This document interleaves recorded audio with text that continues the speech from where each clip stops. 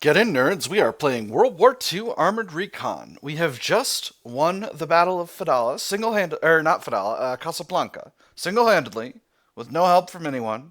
Just kidding. The infantry did most of the work, but we were essential. We fought some tanks. We charged a French anti-tank gun. That was an incredibly dumb maneuver, but we did it. Um, we also fought and destroyed a small French tank, and then we fought and failed to destroy a large French tank. If I recall correctly, we failed to destroy it, and our lieutenant was killed. But we did our best. I think we drove it off or something. I'm not sure. Gosh, I should I should remember things better. I thought I recalled it being like a we like stalemated a little bit. Um, damn, I'm dumb. I feel like we won the battle in some kind of meaningful way, even though we didn't actually destroy it. I think that's what ended up happening. Anyway, it's after the battle now. With new orders given, you order the Ulysses around and head east. You make your way to a white walled compound just a mile off. A scattering of infantry can be seen in buildings nearby, and at the gate there are several men who halt foot traffic so that your tank can fit through the narrow opening. Inside, there are 100 plus soldiers. Some lie dusty and exhausted around a burbling white fountain. Others are lugging ammo, while all too many lie swathed in bloodied bandages with tiny pup tents that keep back the sun. In bloodied white bandages beneath tiny pup tents that keep back the sun. You are directed toward an enclosed garage with intact glass panes. The cars inside are long gone, but the interior has been taken over by a group of armorers who ply the tools of their trade on a pair of captured French machine guns. As your tank clatters to a halt, Owens stops the engine immediately to save precious gas. The ever present rumble gives way to the din of soldiers, uncertain and angry. A pile of gear has been placed in the lee of the garage, and there's four leather tanker helmets amongst it all. Sergeant Lintz and his forcibly dismounted crew are busy figuring out what they've got left, which includes 2 loaves of fresh bread they willingly share out. Oh, fresh bread! Oh, I'm so happy. Welcome to our little fort. A lieutenant, the very one you met back at the control tower, calls out as he approaches. There's a bullet tear in his sleeve and a dab of blood on his collar, but Wilson himself seems undeterred. We got plenty of water now, and the chateau over yonder had a full pantry. Things could be worse. Our options are what happened, there was a counterattack, and then they nearly missed you. So what now? Trench warfare? We're simply not greeting. I'm going to go, what happened? There was a counterattack, and then the French hit elsewhere too, Lieutenant Wilson says. It was enough to stop K Company in their tracks, and the French shifted over to L Company. Watch and repeat until nobody dared to raise a hand up. Okay, so this timeline, Captain Murphy was not present, and the attack on Casablanca didn't go so well. A sergeant draws him away to other tasks. That leaves you and your crew with plenty to do. The usual maintenance, counting the remaining rounds, and stretching weary muscles. Near dusk, as the last of the now sporadic fighting subsides, a Stuart tank coughs and wheezes its way through the gate. It's Sergeant Spanswick and the ailing Lady Lily Magnolia. I haven't seen Knox. Have you seen Knox? Spanswick asks as he clambers down from the turret. Options are good to see you too, Spanswick. So many dead and you're so oblivious, or just look at him. I'm just gonna say good to see you too, Spanswick. Well, I don't know if this is sarcastic. I'm gonna try it. It's good to finally be here, Spanswick says. Behind him, the Lily Magnolia finally sputters to a stop. The scent of burned oil lingers on. What's wrong with your tank? Men died because you weren't here? Point a questioning finger at his tank. What's wrong with your tank? The engine, Spanswick says sand got in the filters, through the filters. The cylinders are all screwed up. Then he leans in and says quietly, I'm sure one of my men spiked the filter, but I don't know which one, and now's not the time to find out. But keep your ear out, okay? Interesting. I can say, okay. I can say, this is a problem for an officer. I can nod or I can shrug. I'm going to nod. This really is a problem for an officer, but I have a feeling that, like in Burden of Command, I may be about to be shunted up to the lieutenant's seat. But I'm not sure. Anyway, as an NCO, like, this is a problem for an officer is kind of a thing, but like this is really a problem for an NCO. In any case, I'm gonna say okay. Thanks, Spanzuk says. It's my crew, and I go look after them, all of them. Needed maintenance takes up a big chunk of time. There is sand everywhere. Near midnight, a pair of jeeps arrive and drop off salty crates of ammo and battered cans of fuel. There's plenty for you. When dawn breaks, the remaining infantrymen deploy for battle. You fire up the Ulysses and wait for orders. Linz and his crew wave you goodbye. Good luck, Sarge, he calls out over the din. Interesting. So let's take a quick look at the tank after a day's work. Alright, so we still have all of our damage. We're still half full on fuel. The Ulysses is fit and ready to go. Alright.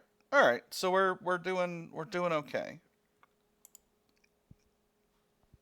Almost at the barracks objective of Casablanca. Okay.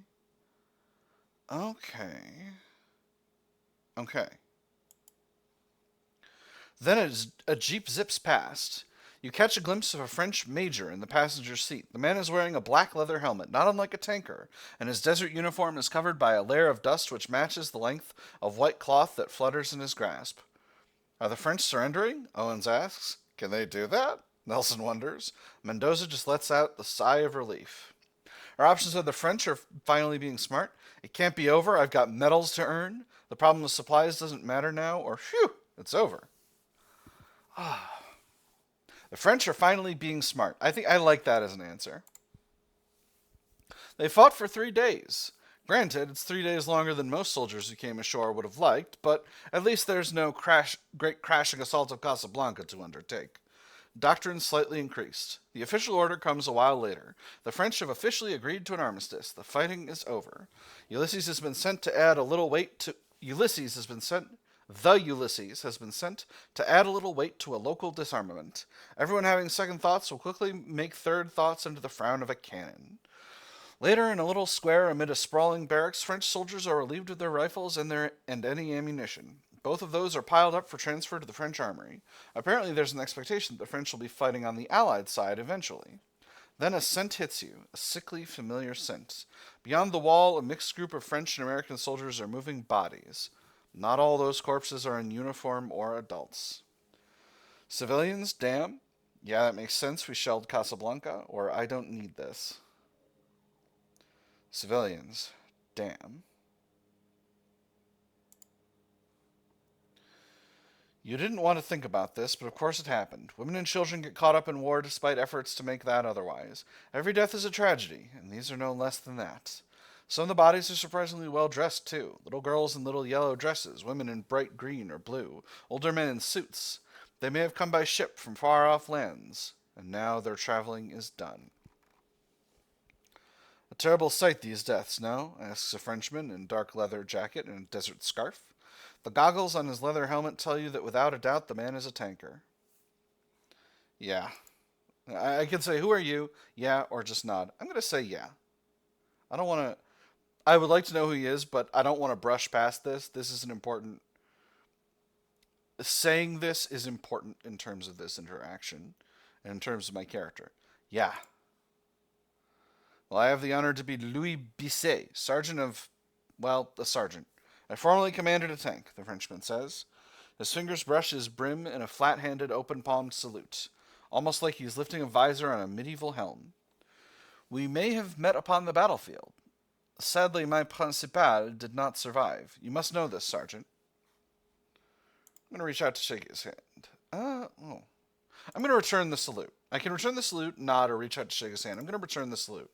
Honors returned, he swoops his hat off and gestures for you to walk towards the mess hall. Perhaps some coffee? Your men have apparently brought the real thing, and you would be surprised what our chefs can do. I can say, it's good to meet you, Louis. If they can make it taste good after all this, I'll be impressed. What's that hat called anyway? I'm just going to say, it's good to meet you, Louis. I wish it was under better circumstances, Louis replies, but such is war. You turn toward the mess hall and find a lean line of soldiers, American and French alike, ready to fill their mess kits with hot food for the first time in days. The chefs from both sides are unstinting in their vigor. This could be the start of a lasting friendship. The winds of war will blow where they will, and I with them. I'll never get used to this. This could be the start of a lasting friendship. It'll last, in a certain way, maybe even until the 60s. There are definitely people who have I think it's the 60s when de Gaulle's government calls in the gold reserves and tries to put an end to the whatever it is the monetary system. There's like a monetary system for the whole post-war where like everyone's basically using U.S. dollars as reserve currency, and the United States reserve currency is United States dollars like nominally convertible to gold, but not really because we're massively overprinting them because we've been funding this huge reconstruction effort in Europe, and de Gaulle's government basically calls in. He's like, we would like to exchange our reserve of United States dollars for gold, please. And it creates a whole kerfuffle, and it ends. It changes the way the United States' relationship with gold functions. Anyway, we helped you with your revolution, Louis says, as if hearing your thoughts, and you helped us in our last war. Now we shall be allies yet again. He gestures toward the mess hall, and together you walk toward dinner. Checkpoint. Okay, here we go. Save my... the last prompt was next chapter. I should have said that. So now we hit a checkpoint. Save my checkpoint and continue to Chapter 2, Casablanca. Continue to Chapter 2, Casablanca without saving at this checkpoint, Morocco. Or I want to start over. Interesting. I'm going to save my... I don't think there's chicanery with this. Like, I don't think I'll be able to, like, keep my extra experience and go back or anything like that. So, because I think that would be unrealistic. I don't think this is that type of a game. So, I'm going to save my checkpoint and continue to Chapter 2, Casablanca. And that'll be what it is. Chapter 2, Casablanca. The golden sun dips down over the stone bones of Casablanca as you walk along the streets. The old city teems with colorful locals, somber French, and clusters of American soldiers in olive drab. Almost everyone walks, and that includes you and your crew. Only the occasional American vehicle motors down broad streets lined with green palm trees. Here we go, Nelson remarks as he rubs his hands in glee. Big foreign city. Gotta be a lot of action here. I'll be walking the streets of a city settled before America. We'll be walking the streets of a city settled before America was born, and you're looking for a dice game, Owens replies. Do you not even want to know where their library is? Books. Achievement. Visit Casablanca. Nice. There are all sorts of possibilities in a city like this. Risks, too. But the American army is powerful and victorious. Our risks are minimal. We're soldiers in a city we sort of occupy. Dangerous, maybe, but it'll be manageable. This place is filled with vultures everywhere. We must never let our guard down. You know, I'm going to pick the middle path. We're soldiers in a city we sort of occupy. Dangerous, maybe, but it'll be manageable. It would be silly to let your guard down completely. This is a foreign land, after all, and it's just been battered by war. But such concerns aside, you and your crew will be given a 24-hour pass to enjoy what Casablanca has to offer, or at least you will, once you report to the Anfa Hotel. The Anfa Hotel. Oh, look at this! Look at this cool building! Roar! After days of sleeping in the dusty desert, the scrubbed white walls of the Anfa Hotel fairly gleam in the morning sun. There are 4 stories of floors, the top 3 banded by a balcony that wraps all around. An oasis of civilization for certain. The American army has staked out a claim to it as well, with one of the rare jeeps parked out front. The stencil of military police is highlighted against the drab olive paint. So too are the white gloves of the American policeman that beckon you over. Not a military policeman, just a cop. Interesting. Got your day pass, Mac? Got your day pass, Mac? Yes, in polite tones, so there's a sting in his Bronx accent that reminds you he doesn't have to be. You got your day pass, Mac? The French gendarmerie beside him remained silent. Present my paperwork or gather up the crew's paperwork as well? I'm going to gather up the crew's paperwork as well. I can't scroll down any farther, so I'm not sure if the next button is on screen. I'm going to check afterward, because I'm just doing kind of desktop capture, because this... I can't do game capture with choice of games. That's an engine thing. There's nothing wrong with this game in particular. It's just the engine. So I'm going to gather up my crew's paperwork as well. You present your reduced crew's papers as well as your own. The MP inspects each with a rapid flutter of paper, pausing only to examine each signature. Fine, he remarks. Head through there for the rest of it. He gestures toward a nearby set of high wooden doors whose exterior is darkly stained to the color of robust oak.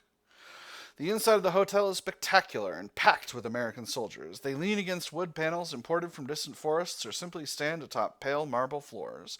As you survey the room, you note that Spanswick and his crew are over there at the far end beside a selection of silver gilt plates. How did he get it? My options are: how did he get a day pass? He and the Lily Magnolia didn't fight. Knox should be alive, not Spanswick. Head out or wait. I'm going to say, how did he get a day pass? He and the Lily Magnolia didn't fight. Spanswick had sand in his filters, or so he said. Either way, the Lily Magnolia didn't even get scuffed, but the army gave the crew a day pass. We got a nice gold bar here. A short. Oh, this is a lieutenant's. It took me a second without context. This is up against olive drab dress. This is a lieutenant's bar. A second lieutenant's bar, I believe, although I could be wrong.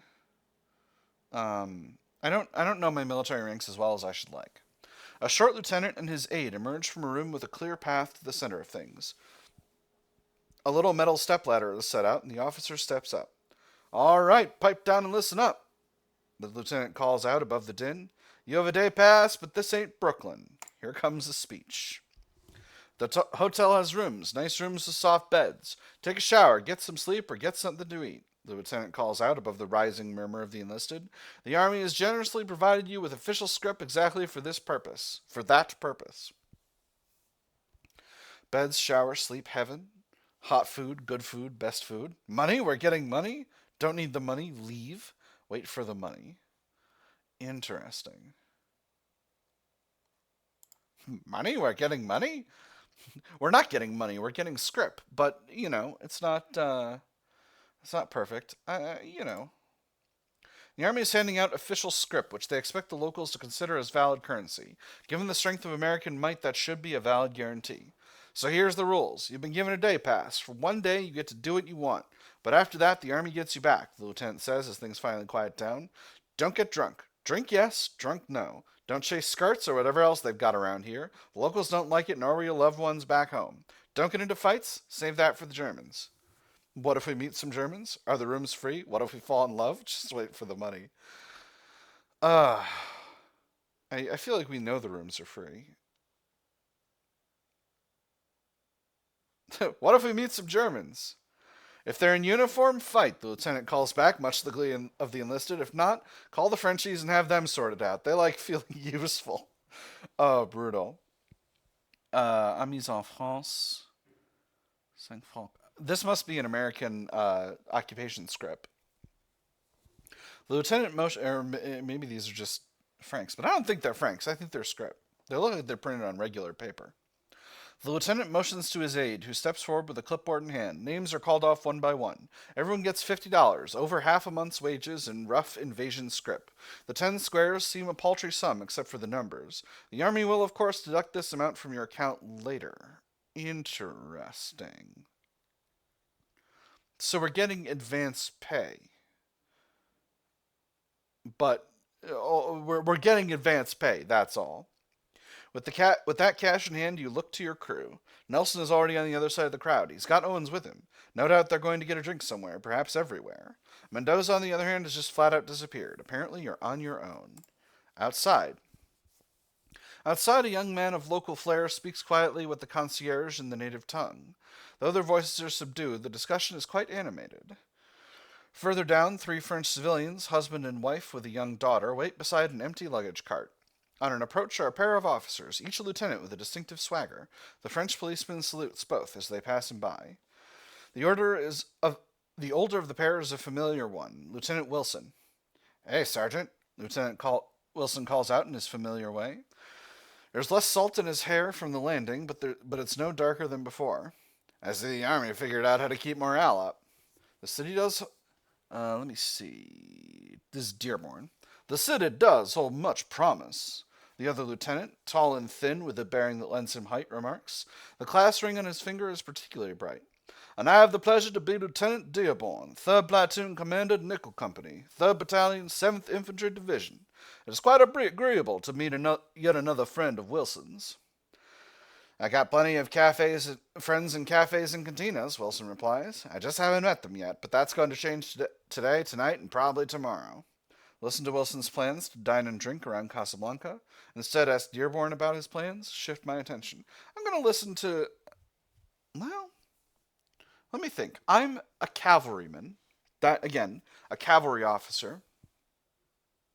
I can listen to Wilson's plans. I'm going to ask Dearborn about his plans. He seems like an aristocrat. I think I think this is what Wild Bill Shawcroft would do. He's already friends with Wilson, and that's fine. But I think he would see the social value in being friends with Dearborn. No offense to Wilson. So I'm gonna talk to Dearborn about his plans. My choice of destination would be Quartier Habu.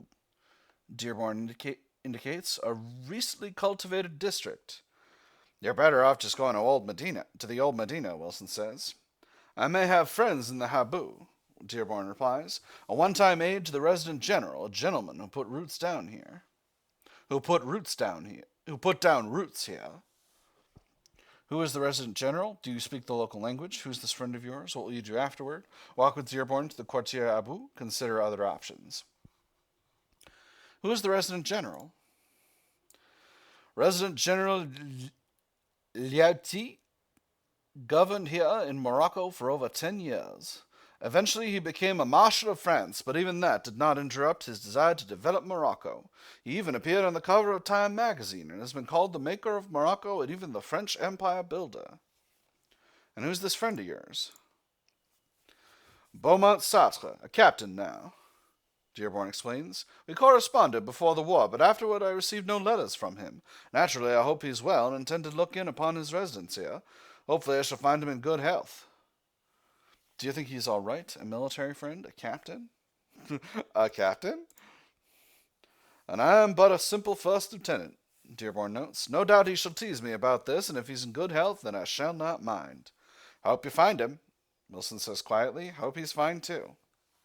What will you do afterward? Likely have a drink one way or another, Dearborn says. Wilson here indicates there are several establishments that might serve. And plenty more you can ignore, Wilson says. Add to Richards if that friend of yours doesn't turn up. I heard from a reliable source that if you can't get what you want from Richards Cafe, then it ain't in Casablanca. I think this is a reference to Casablanca the film. I don't know if the Café Americain is a real location. Do you speak the local language? My French should be enough. The local tongue is, from what I understand, Dearborn says, his voice trailing off as he hunts for the words. Different, Wilson puts in. A mix of a lot of things. I'm going to walk with Dearborn to the Quartier Abu. This way to the Boulevard Verdun, I believe, Wilson remarks. Then down south and eastward to, well, there is Lyautey Palace and right down Gironde Avenue. Oh. Combining trying to speak French properly with an aristocratic Virginia accent is a challenge. The French policeman nearby corrects him with a few precise words in French. Dearborn grateful tips his hat to the Frenchman. Afterward, you and Dearborn begin your stroll. The stones of Casablanca warm slowly in the morning light. There are layers to this place. A new French feel that slowly peels away the further you are from the Anfa Hotel. We tread upon a crossroads of the world, Dearborn remarks as you walk through the colorful city. Perhaps it is the white stone that brings out the bright orange of cloth or the deep blue of the sky. Africa and Europe meet here, much as the Atlas Mountains descend to the Sahara, an ancient land whose first cities were founded by the Phoenicians. Do you know them? No, not personally. I'm not an historian. Of course, who hasn't? Stay quiet. It was a rhetorical question. Um, hmm.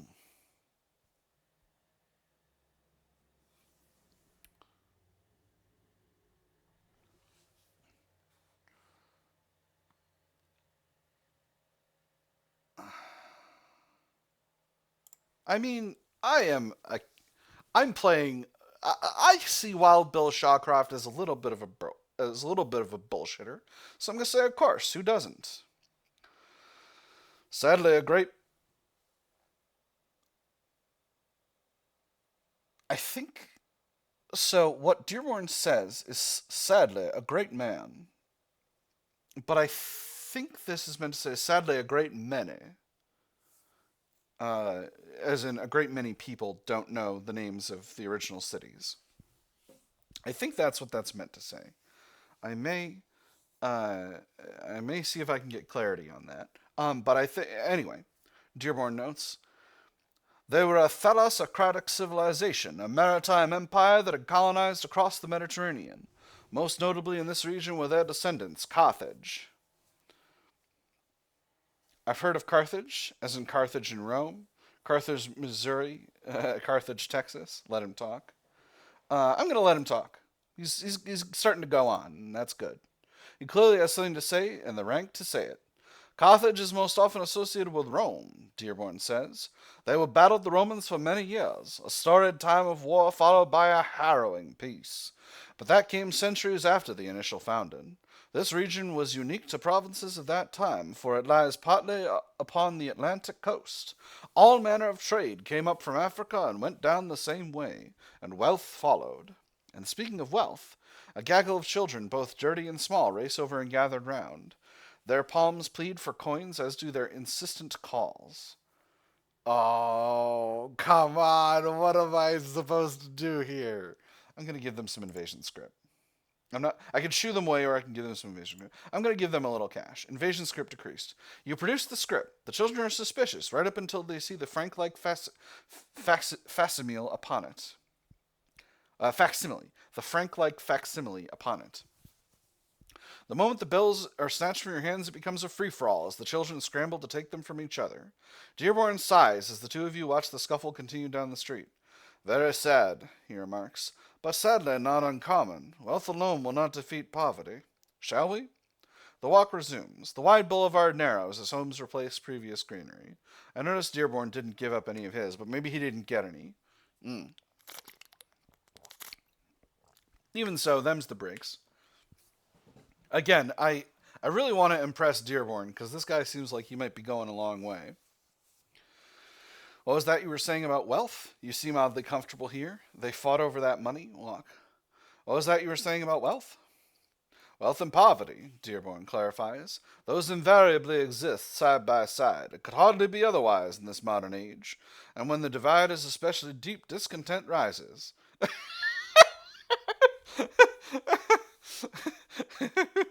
Oh man. Oh man, I want to ask Dearborn if he's a communist so bad.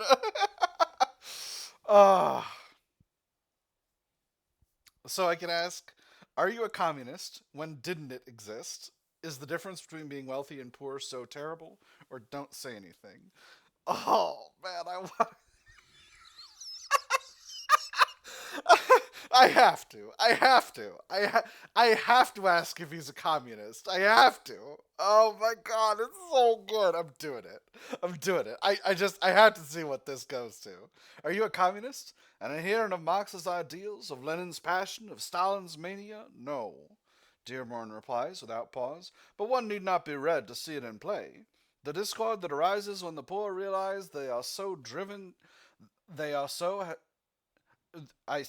let me try that one again. But one not need be read to see it in play. The discord that arises when the poor realize that they are so has driven dictators to power and the world to war. The world must be guided from this madness, and familiar hands are best suited to such a task. Dearborn pauses before one of the many doors and produces a neatly folded letter from his pocket. This is the address, he remarks as he considers the door. He touches the timber and gives a polite knock. Who's there? Where's the address marked? I'm just going to wait. There's no answer. Dearborn tries again, still nothing. Perhaps he's only just away, Dearborn notes. In the meantime, let us have lunch. There's an excellent cafe just around the corner. And so it is, just a short walk away from where the French architecture becomes something older and grander. Shaded arches shield the pale tables of the cafe from the glare of the sun. A handful of patrons seated there sip wine and watch the people of Casablanca stroll along in white-walled ways. An unlit sign, neon-tubed but presently unlit in the rising sun, curves about the thick oak doors to Richard's Americana Cafe. Ah, it is just as Beaumont described. Dearborn notes as you enter the alleyway. Respectable by daylight. Aren't most places? How do I order? What do I say when I'm full? How do I order? Point at what you would like on the menu, if there is one, Dearborn suggests. If offered a second helping, say volontiers, c'est délicieux. That means you will politely accept. He leads you inside. The whole of it is lit bright by windows and skylights. Black and white tiles adorn the floor in patterns of a bygone age, while myriad tables, waiters, and guests represent a more modern one.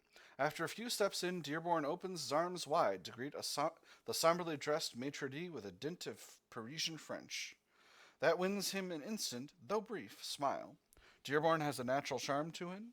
Dearborn has a conniving manner meant to get what he wants. Look for a good table. Dearborn has a natural charm to him, a natural charm I also hope to have, and perhaps in the future take advantage of. Dearborn was born to wealth and fostered with an education that emphasized a noble outlook. He may feel entitled to attention, but he also returns that to others in equal measure. That's rare. A table is discussed for les convives and a path chosen. Before you can follow, a figure steps up behind you. Something cold and lethal presses against your ribs. Do not alarm. A man's voice asks coolly from over your shoulder. Linger a moment, and then we shall proceed to our own table. There is a matter of some urgency to discuss. Interesting. So I've been stuck up. Potentially. I've been potentially stuck up. It says cold and lethal, and I don't know if that's a knife or a gun. But I'm a cavalry officer. I'm always up for getting dragooned into a heist or some other chicanery. By all means, let us discuss this civilly. How glad I am that you agree, the man says as you take your seat. He isn't much to look at. A thin man, neither short nor tall, but there's an intensity to his gaze that weighs dangerously on your mind. And that's nothing to say about the small, compact pistol that is pointed at your heart, though that disappears when he settles a plain brown fedora over top of it. Now then, I have a proposition. He says in English that is edged with a German accent. Now then, I have a proposition. Clearly you enjoy negotiation from your advantage. You have my attention. A German here? I thought we ran you all out. You are very far from home. Interesting. You're very far from home. I can also stare at him. But I'm going to say you're very far from home. Directness slightly decreased. We Germans have become accustomed to many strange lands. He remarks, as you might suspect, I am on the lamb. I am on the lamb. That's lamb without the B. The B in lamb is silent here. Your pronunciation needs work. Stare at him.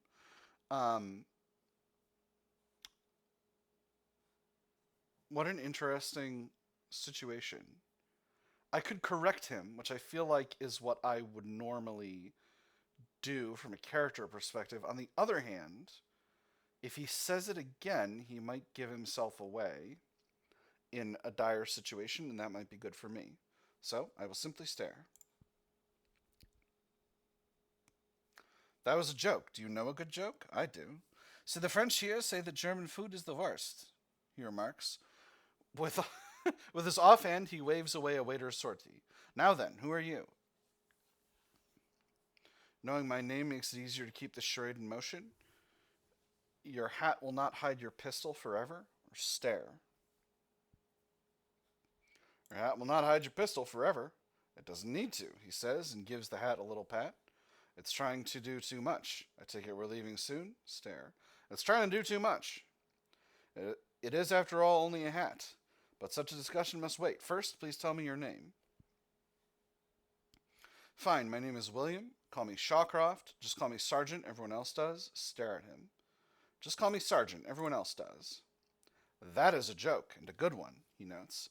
The din of the cafe is a constant one. It is clear that everyone minds their own business here. But once Dearborn is done talking to the maitre d', he will surely notice something is wrong. Now then, Sergeant, he says, the hidden pistol twitches ever so slightly. I require safe passage from this city. That will be easier for me if I am in the company of an American sergeant. You should have tried for a lieutenant.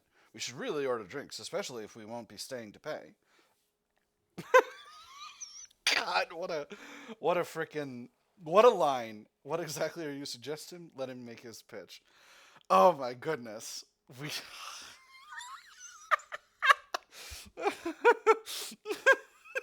I have to do it. We should really order drinks, especially if we won't be staying to pay. How frugal of you, but no. I have not been in this place too long, drinking away the day. He says, it has begun to affect me, for I am not French. His voice does not waver, though his fingers twitch. He needs a cigarette, but that is certainly denied him. His gaze doesn't drift toward you, but he shifts slightly as the waiters walk past with trays large and small. He could be an uncaptured member of the German Armistice Commission. Definitely a German on the run, but it's best not to leap to conclusions about him. A spy, he must be some sort of spy. Interesting. I'm just going to say definitely a German on the run, but it's best not to leap to conclusions about him. Some presumptions can lead to catastrophe. Whoever he is, he's dangerous. You may call me Michel, he remarks. And now that we've been introduced, let us proceed to negotiations. I will have your help, or I will be forced to shoot you and flee. Your choice. What does my help entail? Are you shooting to kill? You had to pick my day off? Wait. What does my help entail? A few small things, and the rest of your day. Here, Mikes. You will find us Verkehrsmittel. We will head north. I can say Verkehrsmittel, Gesundheit. North via Verkehrsmittel. It won't be easy. Am I driving? Wait for the rest of this. Verkehrsmittel, Gesundheit. Sarcasm slightly increased. What? Michel replies. I see your German is from the hearth. You will acquire some wheels, I believe you Americans call it. When we reach the cork forests near the border with Spanish Morocco, I shall cross over and leave you there. Alive? This is going to be expensive for you. What if I were to promise to do this as a favor to the Reich? What an interesting option. This is going to be expensive for you. I would not think so, he says. Your U.S. Army will supply everything. What I mean is, if you pay me, I'll do it. I can do it, but it won't be for free. How about a favor instead? Or drop the subject. How about a favor instead? You would. That is rather mercenary of you, he notes. Why should I believe it? I was drafted. I don't like my army. This is a great opportunity. If caught, I simply plead duress. You shouldn't just pay me instead, or be silent. This is a great opportunity. If caught, I simply plead duress. It appears that Americans are indeed gangsters, he says. So yes, perhaps we can have an agreement. But I shall imog behalten where you are concerned. Try and take me in for a bounty, and I shall pull the trigger. These are the same options.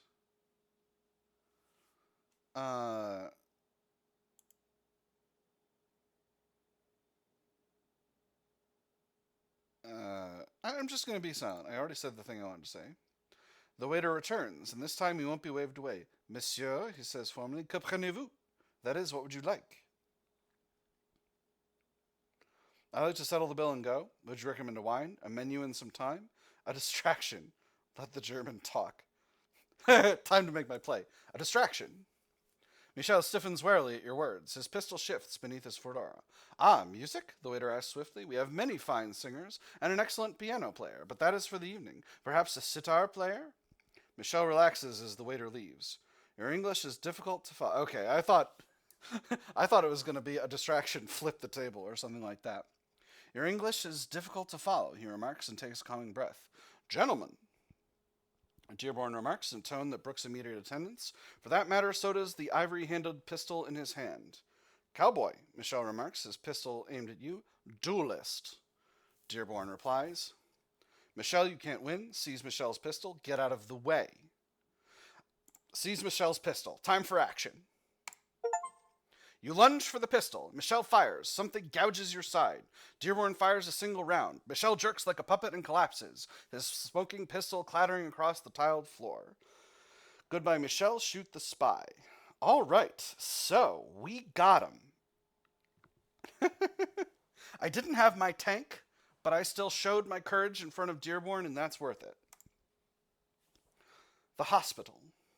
The hospital is very French, which is to say the white walls reveal the black flies that try to swarm around the wounded. Thankfully, the doctors have sewn to the limits of their art and fully accepted American contributions. Sulfa powder was used liberally, and at the first sight of infection, there's a shot of the new wonder drug penicillin waiting in the wings. The investigation itself is brief. You were shot, there's a dead German spy. Richard's cafe will be cleaned up in time to open for evening roulette. Dearborn readily talks his way through the doctors to your bedside. This little tome is a copy of one that is very helpful to me, Dearborn remarks as he produces a little red book from a pocket. It is entitled French for the American Student. This contains the phrases you will actually wish to learn rather than what the army expects. Furthermore, it is a most helpful phonetic pronunciation. It tends a most helpful phonetic pronunciation. Accept the book as a token of my time in Casablanca. The bullet that nearly killed me as a better token. An army invasion script will carry better. Take only my memories. I'm going to take the book. The book is a light thing, though the cover is as coarse as desert sands, not uncommon in a wartime publication. Career. It has been quite a day. There are things you've learned along the way, and now, as night falls, you can measure them in full. Career very slightly increased. Well, I was hoping it was increased a little bit more than that, but that's okay. That is all to the good, as far as your service jacket is concerned. Leadership and logistics. Leadership greatly increased. Being a leader means giving people a reason to follow you. In an emergency, that might be a single clarion voice. In other settings, it means listening and understanding, as well as speaking. Observation and doctrine. Observation slightly increased. To say that you saw things in Casablanca would be an understatement. The bright colors amid those bone-white buildings, the scent of spices, a myriad of accents, but really, it's a question of what you understood that matters more, and it will take days to sort out all that. Observation slightly increased. Doctrine very slightly increased. The army can't teach everything, and you can't help but feel that you understand the French method of combat a little better for having visited one of the great cities under their rule. The struggle truck. Dearborn touches your hand briefly in sympathy, then withdraws. No doubt he'll make the most of the evening, and possibly part of the night, too. And so you rest. The sutures are tight, but fatigue works its magic. A good thing, too, because you're out the door in the morning. That's put me at health, too. So I'm not doing super hot. Mendoza gains slight experience. You find Mendoza perched atop the bumper of the return truck. The vehicle is already half filled with hungover and battered GIs. Mendoza gives you a little nod, then returns to his attempt at quiet contemplation. Owens and Nelson gain slight experience. Your other crewmen appear a minute later. Nelson is a bit tipsy. Owens is definitely hungover. Hide that bottle. There's military police around. Drop the bottle. Get on the truck. That has to be filled with water. They'd have already drunk wine. Hide that bottle. There's MPs around. Leadership very slightly increased. Nelson blinks, trying to parse your words. Owens is already well ahead of him and deftly tosses the bottle to a freshly arrived serviceman. Start early, end early, Owens calls over to the man.